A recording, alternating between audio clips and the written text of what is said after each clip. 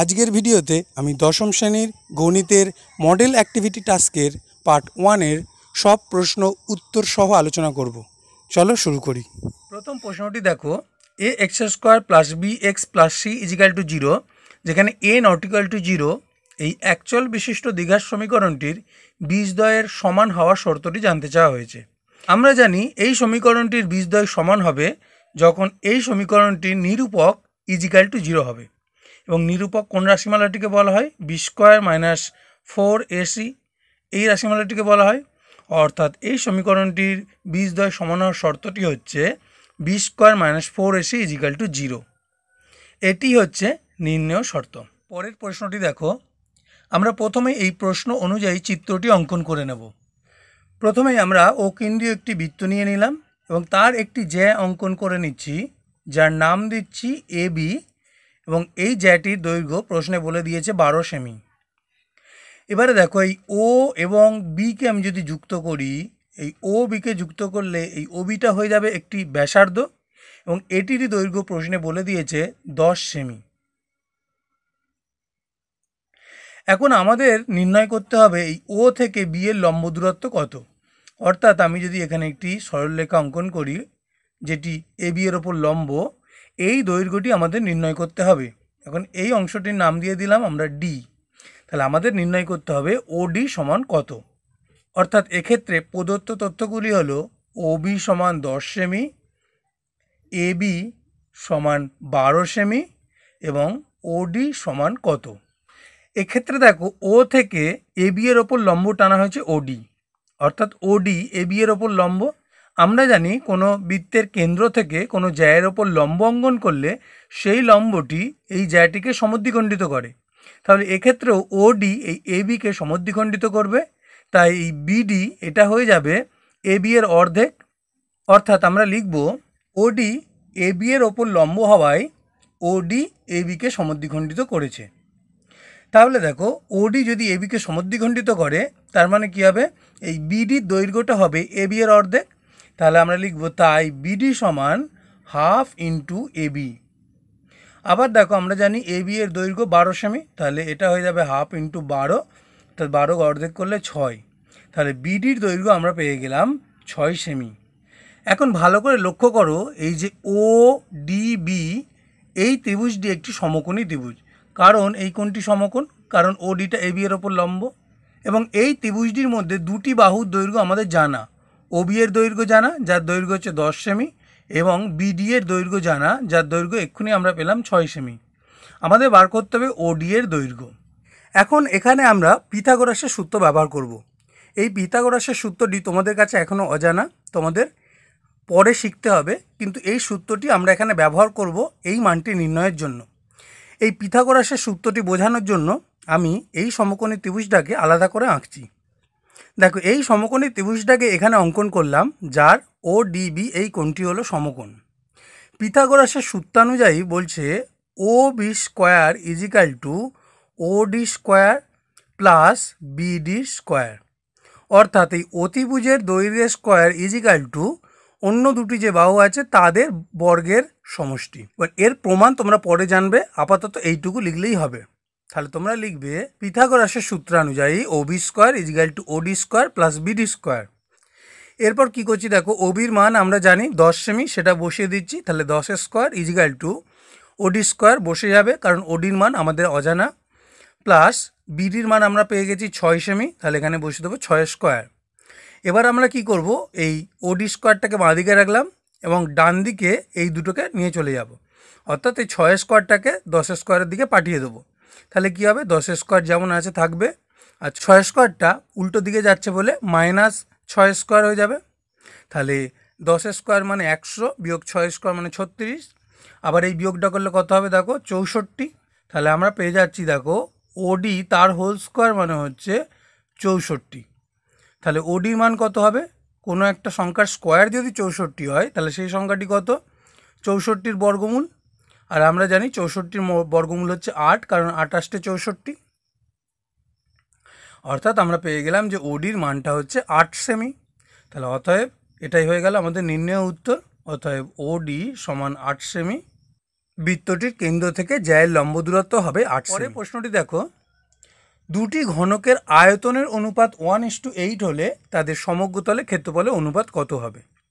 এখন আমি ধরে নিচ্ছি যে এই দুটি হচ্ছে দুটি ঘনক যাদের আয়তনের অনুপাত 1:8। তাহলে দেখো, আমাদের প্রথমেই ঘনকটির বাহুর দৈর্ঘ্য জানতে হবে। সেই জন্য আমরা ধরে নিচ্ছি যে প্রথম ঘনকটির বাহুর দৈর্ঘ্য এ এবং পর ঘনকটির বাহুর দৈর্ঘ্য হচ্ছে বি একক। তাহলে আমরা লিখব, ধরি ঘনক দুটির বাহুর দৈর্ঘ্য এ এবং বি একক। তাহলে দেখো, কোনো ঘনকের বাহুর দৈর্ঘ্য যদি এ হয় তাহলে ঘনকটির আয়তন তখন কত হবে? আমরা জানি ঘনকটির আয়তন হবে এ কিউব, এবং যদি ঘনকটির বাহুর দৈর্ঘ্য বি হয় তাহলে আয়তন হবে বি কিউব। আবার এই এ কিউব এবং বি কিউব এদের অনুপাতই বলে দিয়েছে 1:8। তাহলে আমরা লিখব শর্তানুযায়ী A cube is to B cube equal to 1:8। এবার কি করছি দেখো, এই A cube is to B কিউবকে আমি লিখতে পারি A cube by B cube equal to ডান দিকটাকেও লিখতে পারি 1/8। বা দেখো, এই এ কিউব বাই বি কিউবকে আমরা লিখতে পারি এ বাই বি তার হোল কিউব ইজিক্যাল টু, এবার দেখো এই একটাকে লিখতে পারি একের কিউব, কারণ এককে 3বার গুণ করলে একের কিউব করলে একই পাওয়া যায়। আর 8 একে লিখতে পারি কত? 2 এর হোল কিউব, কারণ 2 গুণ 2 4 গুণ 2 8, অর্থাৎ 2কে 3বার গুণ করলে 8 পাবো। তাহলে দেখো, আবার যেহেতু 1 কিউব বাই 2 কিউব, তাহলে আমরা একে লিখতে পারি 1/2 তার হোল কিউব। তাহলে আমরা কি পাচ্ছি দেখো, এ বাই বি তার হোল কিউব ইজিক্যাল টু 1/2 তার হোল কিউব।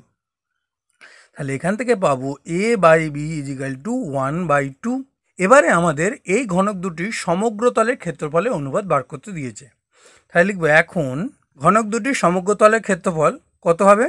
প্রথমটির বাহুর দৈর্ঘ্য যেহেতু এ, তাই এর সমগ্রতলের ক্ষেত্রফল হবে 6a², এবং পরেরটি কত হবে? যেহেতু বাহুর দৈর্ঘ্য বি, তাহলে এর হবে 6b² এত বর্গ একক। এখন আমাদের এই দুটোর অনুপাত বার করতে হবে। তাহলে কি করবো দেখো, এখন 6a² বাই 6b² এর মানটা বার করব, অর্থাৎ এইটা বাই এইটা ইজিক্যাল টু কত হবে? ওপর নিচে 6 কেটে যাবে, তাহলে পড়ে থাকবে a² by b² is equal two, আবার এটাকে লিখতে পারি এ বাই বি তার হোল স্কোয়ার। আবার এ বাই বি এর মানটা দেখো বার করা আছে 1/2 তার হোল স্কোয়ার। তাহলে ইজিক্যাল টু কত পাবো? দুটোতে ভেঙে যাবে 1² বাই 2², আর 1² মানে 1 1 1, আর 2² মানে 2 2 4। তাহলে দেখ, আমরা পাচ্ছি যে 6a² by 6b² is equal two 1/4। তাহলে আমরা লিখতে পারি 6a² is to 6b² is equal two 1:4। এটি হবে নির্ণেয় সমগ্রতলের ক্ষেত্রফল। অর্থাৎ তোমরা লিখে দেবে, অতএব নির্ণেয় সমগ্রতলের ক্ষেত্রফল হলো 1। এরপরের অঙ্কটি দেখো কি বলেছে, 400 টাকার 2 বছরের সমূল চক্রবৃদ্ধি হলো 441 টাকা। এখন আমাদের সুদের হার অর্থাৎ চক্রবৃদ্ধি সুদের হারটি নির্ণয় করতে হবে। তাহলে আমরা প্রথমেই ধরে নিই যে ধরি চক্রবৃদ্ধি সুদের হার সমান R%। তাহলে এখন আমাদের আসল জানা 400 টাকা, সময় জানা 2 বছর, চক্রবৃদ্ধি সুদের হার জানা R% এবং সমূল চক্রবৃদ্ধি জানা 441 টাকা। আমরা এগুলোকে লিখে নেব। এখন দেখো, আসল জানা থাকলে পি, সময় এন এবং সুদের হার R% জানা থাকলে তার সমূল চক্রবৃদ্ধির সূত্র আমরা জানি কি হয়, P into 1 plus R/100 whole to the power n। তাহলে আমাদের আসল জানি 400 টাকা, তাহলে 400 টাকা বসালে 1 প্লাস সুদের হার R%ই বলা আছে whole to the power n এর জায়গায় বসাচ্ছি 2, বসিয়ে দিলাম। তাহলে এটা হয়ে গেল 2 বছরের সমূল চক্রবৃদ্ধি। আবার সেটাই দেখো বলে দিয়েছে 441 টাকা। তাহলে শর্তানুযায়ী এই রাশিমালাটির মানই হবে 441 টাকা। আমরা সেটাই এখন লিখব যে শর্তানুযায়ী, বা এখান থেকে আমাদের আর এর মানটি সমাধান করতে হবে। তাহলে কি করব দেখো, প্রথমে 400টিকে নিচে নিয়ে চলে যাব। তাহলে এদিকে পড়ে থাকবে 1 প্লাস R/100 তার হোল স্কোয়ার ইজিক্যাল টু, এদিকে হচ্ছে 441/400। আবার দেখো, এই 441কে আমরা লিখতে পারি 21 তার হোল স্কোয়ার, তোমরা রাফে হিসাব করে নেবে। আর 400কে আমরা লিখতে পারি 20 তার হোল স্কোয়ার। তাহলে এটা যদি 21² বাই 20² হয়, তাহলে এটাকে আমরা আবার লিখতে পারি 21/20 তার হোল স্কোয়ার।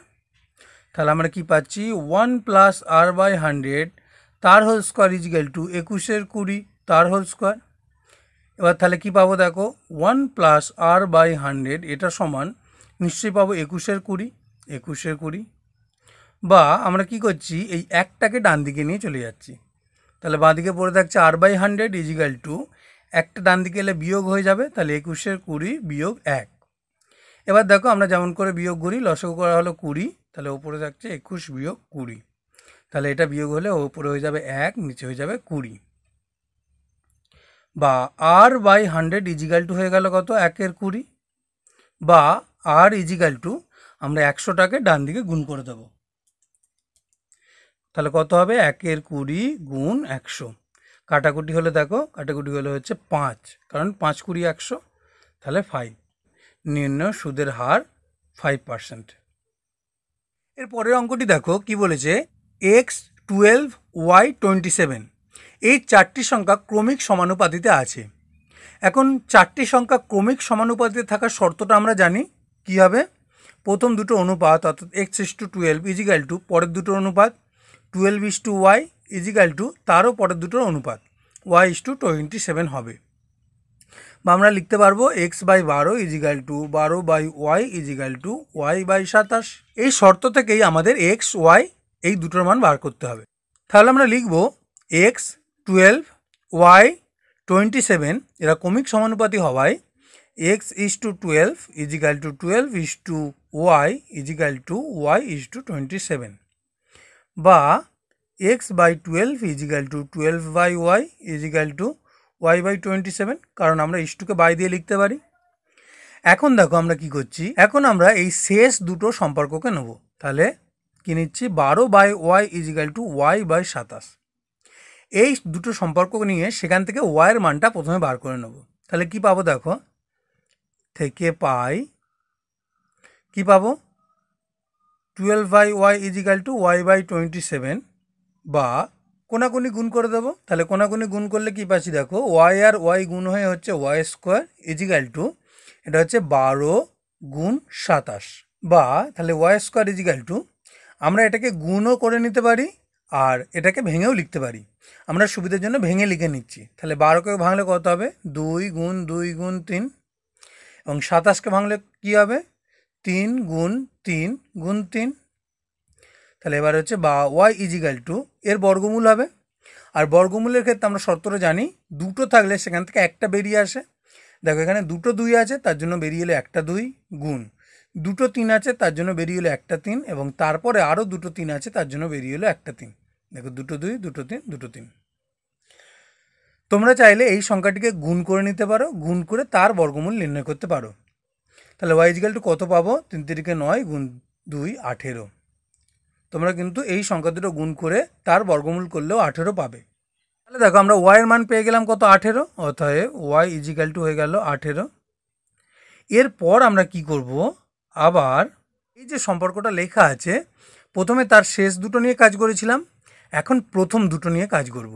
তাহলে কি করব, লিখব x/12 ইজিক্যাল টু 12/y থেকে পাই। কি লিখবো দেখো, x/12 ইজিক্যাল টু 12/y এর মানটা বসিয়ে দেবো 18। তাহলে y এর মান বসিয়ে দিলাম 18, বা এবারে কোনাকুনি গুণ করে দিচ্ছি। তাহলে 18x ইজিক্যাল টু 12 গুণ 12, বা এখান থেকে x ইজিক্যাল টু কত হবে, 18টা ডান দিকে চলে গেলে ভাগ হয়ে যাবে। তাহলে 12 গুণ 12 বাই 18। এবার আমরা কাটাকুটি করে দিচ্ছি, 6 দিয়ে কাটলে 6 দুগুণে 12, 6 3 18, আর 3 দিয়ে এটাকে কাটলে 4, 3 4 12। তাহলে দেখো ওপরে 4 গুণ 2, তাহলে বেরোলো 8। তাহলে অতএব x ইজিক্যাল টু 8, x এর মান 8 এবং y এর মান 18। এর পরের অঙ্কটি দেখো, এই পরের অঙ্কটিকে আমরা প্রথমে চিত্রের সাহায্যে এঁকে নেব। ও কেন্দ্রীয় একটি বৃত্ত নেওয়া হলো এবং এবি হলো একটি ব্যাস, দেখো এবি ব্যাস নিয়ে নেওয়া হলো, এবং সি হচ্ছে বৃত্তের ওপরের একটি বিন্দু, এখানে নিয়ে নেওয়া হলো সি। এবারে কি বলেছে, কোণ ও বি সি, অর্থাৎ আমাদের এটিকে যুক্ত করতে হবে কোণ ও বি সি, এই কোণটির মান বলে দিয়েছে 60 ডিগ্রি। এখন আমাদের নির্ণয় করতে হবে কোণ ও সি এ, অর্থাৎ আমাদের সেটিকে দেখার জন্য প্রথমে এই দুটোকে যোগ করতে হবে। কোণ ও সি এ এর মানটি কত আমাদের নির্ণয় করতে হবে। এখন দেখো এই যে বৃত্তের ক্ষেত্রে ও বি, ও সি এবং ও এ তিনটি হচ্ছে বৃত্তের ব্যাসার্ধ, তাহলে নিশ্চয়ই তিনটির দৈর্ঘ্য সমান, অর্থাৎ ও এ is equal to O B is equal to O C, তিনটেই হলো বৃত্তের ব্যাসার্ধ, তিনটি সমান। এবং আরও একটি বিষয় লক্ষ্য করো, এ বি যেহেতু ব্যাস, তাহলে কোণ এ সি বি এটি হচ্ছে একটি অর্ধবৃত্তস্থ কোণ, আর আমরা জানি অর্ধবৃত্তস্থ কোণ হচ্ছে সমকোণ অর্থাৎ 90 ডিগ্রি। তাহলে আমরা পেয়ে যাচ্ছি কি কোণ ACB সমান 90 ডিগ্রি। আমরা এই দুটি শর্তকে ব্যবহার করেই এই কোণটির মানটি নির্ণয় করব। এখন কি লিখব দেখো, তোমরা লিখবে এখন ত্রিভুজ OBC এর OB ইজিক্যাল টু OC। দেখো এই ত্রিভুজটাকে নেওয়া হয়েছে, এর OB আর OC দুটো সমান, আর OB OC এই দুটো বাহু সমান হওয়ায় তাহলে এই ত্রিভুজটি হয়ে যাচ্ছে সমদ্বিবাহু ত্রিভুজ, যার এই দুটো বাহু সমান OB এবং OC। তাহলে এই দুটি সমান বাহুর বিপরীত কোণ দুটিও সমান হবে, তাহলে OCB আর OBC এই দুটো কোণই সমান হবে। তাহলে লিখব OB ইজিক্যাল টু OC হওয়ায় কোণ OBC ইজিক্যাল টু কোণ OCB। আবার দেখো কোণ OBCর মান আমাদের প্রশ্নে প্রদত্তই আছে 60 ডিগ্রি, তাহলে আমরা লিখতে পারি যে কোণ OCB এই কোণটির মান হবে কত, 60 ডিগ্রি। আবার দেখো AB ব্যাস হওয়ায় কোণ ACB একটি অর্ধবৃত্তস্থ কোণ, তাই কোণ ACB সমান 90 ডিগ্রি। এখন দেখো কোণ ACB এই গোটা কোণটা হচ্ছে 90 ডিগ্রি, তার মধ্যে থেকে কোণ OCB এই কোণটা হচ্ছে 60 ডিগ্রি। তাহলে কোণ OCA এই কোণটার মান কী করে বার করব, তাহলে লিখব এখন কোণ OCA ইজিক্যাল টু, দেখো তাহলে এই টোটাল কোণ থেকে অর্থাৎ ACB এই কোণ থেকে আমি যদি OCB এই কোণটাকে বাদ করে দিই তাহলে আমি এই কোণটা পেয়ে যাব। তাহলে লিখব কোণ OCA সমান কোণ ACB মাইনাস কোণ OCB ইজিক্যাল টু কোণ ACBর মান আমরা জানি 90 ডিগ্রি, আর কোণ ACBর মানও পেয়ে গেছি 60 ডিগ্রি। তাহলে 90 ডিগ্রি থেকে 60 ডিগ্রি বিয়োগ করলে হচ্ছে 30 ডিগ্রি। অতএব কোণটির নির্ণেয় মান হচ্ছে 30 ডিগ্রি। তোমরা এটাই উত্তর লিখে দেবে, অতএব কোণ OCA সমান 30 ডিগ্রি। পরের অঙ্কটি দেখো কি বলেছে, একটি ঘনক আছে, এই ঘনকটির বাহুর দৈর্ঘ্য প্রত্যেকটি বাহুর দৈর্ঘ্য 50% করে বাড়ানো হলো, সেক্ষেত্রে সমগ্র তলের ক্ষেত্রফল কত শতাংশ বৃদ্ধি পাবে। এখন দেখো আমরা প্রথমেই ধরে নিচ্ছি যে ধরি ঘনকটির বাহুর দৈর্ঘ্য A একক। তাহলে ঘনকটির বাহুর দৈর্ঘ্য যদি A একক হয় তাহলে ঘনকটির সমগ্র তলের ক্ষেত্রফল কত হবে, আমরা জানি তার সূত্রটি 6a² বর্গ একক। অতএব সমগ্র তলের ক্ষেত্রফল সমান 6a² বর্গ একক। এখন তাহলে কি করা হচ্ছে, এই বাহুর দৈর্ঘ্যকে 50% বাড়ানো হচ্ছে। তাহলে আগে ছিল A, তাতে 50% বাড়ালে কত হবে, তাহলে এখন বর্ধিত বাহুর দৈর্ঘ্য সমান আগে ছিল A প্লাস তার সাথে A এর 50% বাড়ানো হচ্ছে। 50% মানে কত, 50-এর 100 এত একক। তাহলে ইজিক্যাল টু দেখো A প্লাস এখানে কাটাকুটি করলে 50-100 কাটাকুটি করলে 2, তাহলে A প্লাস A/2 এত একক, বা এটাকে দেখো লসাগু করে যোগ করলে তোমরা পাবে 3a/2 একক। তাহলে এটা হলো বর্ধিত বাহুর দৈর্ঘ্য। এখন আমরা বার করব অতএব বর্ধিত সমগ্র তলের ক্ষেত্রফল সমান, তাহলে সূত্রটা আমরা জানি 6 ইন্টু বাহুর দৈর্ঘ্য স্কোয়ার, তাহলে এখানেও তাই হবে 6, বাহুর দৈর্ঘ্য হয়ে যাবে 3a/2 তার হোল স্কোয়ার এত বর্গ একক। তাহলে এটাকে একটু সরল করলে কত পাবো দেখো, 6 ইন্টু 3 স্কোয়ারের জন্য 9, a স্কোয়ারের জন্য a স্কোয়ার, বাই নিচে হবে 2 স্কোয়ার মানে 4 এত বর্গ একক। তাহলে এবার কাটাকুটি করলে কত হচ্ছে দেখো, 2 দিয়ে কাটলে 2 দুগুণে 4, 3 দুগুণে 6 ইজিক্যাল টু কত হবে দেখো, 9 3 27 a স্কোয়ার, আর নিচে পড়ে থাকবে 2 এত বর্গ একক। তাহলে আগে ছিল 6a² বর্গ একক, আর এখন হলো 27-এর 2 a² বর্গ একক। তাহলে কতটা বৃদ্ধি পেয়েছে, অর্থাৎ সমগ্র তলের ক্ষেত্রফলের বৃদ্ধি সমান কত হবে, 27a²/2 যেটা বেড়ে হয়েছে বিয়োগ আগেরটা 6a² এত বর্গ একক ইজিক্যাল টু দেখো তাহলে কী হবে, নিচে 2 লসাগু হবে, তাহলে উপরে যেমন 27a² আছে বিয়োগ 2টা গুণে হবে 12a² এত বর্গ একক ইজিক্যাল টু দেখো ওপরে তাহলে কী হবে, 27a² থেকে 12a² বিয়োগ করলে 15a²/2 এত বর্গ একক। তাহলে দেখো প্রথমে ছিল 6a² বর্গ একক, আর এখন বৃদ্ধি পেয়েছে এত বর্গ একক। তাহলে আমরা এখন শতকরা বৃদ্ধি বার করব।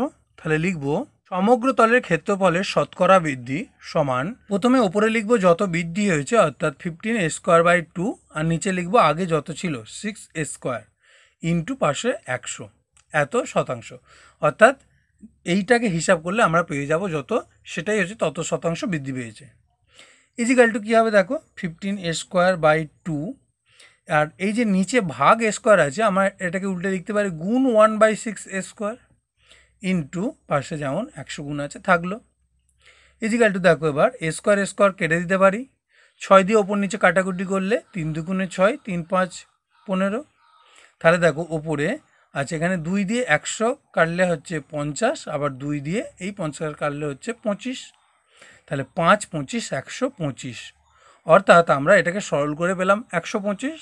তাহলে আমরা বলতে পারবো যে সমগ্রতলের ক্ষেত্রফল 125% বৃদ্ধি পেয়েছে। তাহলে এটাই লিখে দেবো, অতএব সমগ্রতলের ক্ষেত্রফল 125% বৃদ্ধি পাবে।